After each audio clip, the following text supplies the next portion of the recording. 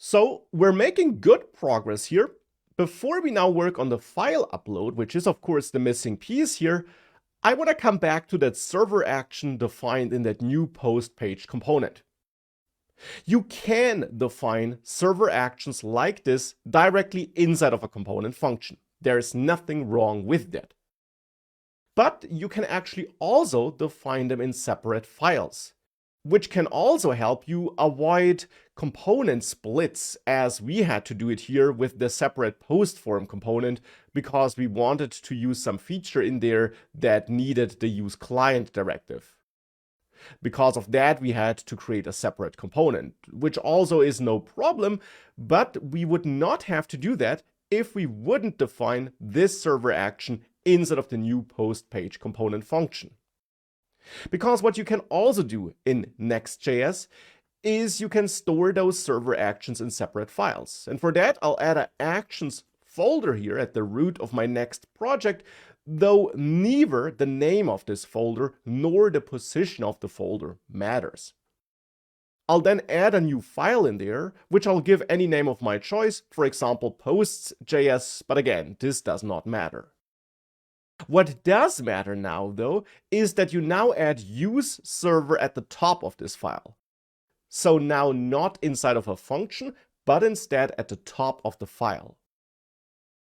And then you can grab any server action you want to outsource, like here this create post server action, and cut it from that component, and instead add it here in this posts.js file in the actions folder. And you could now add multiple server actions to that one single file. You are not limited to one.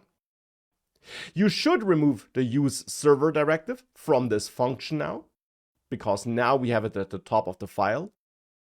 You only add it inside of the function if you're creating the function as a nested function inside of a component function. And you should add the export keyword here to make it available outside of this file. Of course, I'm also using the redirect function in there, so we should also bring over the import of that redirect function. And also cut that store post import from the new post page.js file and add those imports below the use server directive in the posts.js file in the actions folder, so that these functions are available in there. Well, and now with that, we can simply import this create post function from the actions folder. And with that, I of course now got a very lean new post page component file, and we could now bring back the post form markup and logic into this component, but I'll not do that here because it's not important. But we could now do that. We could now turn that into a client component because we're now no longer defining the server action in that file. Now here I won't do it, but we could do it.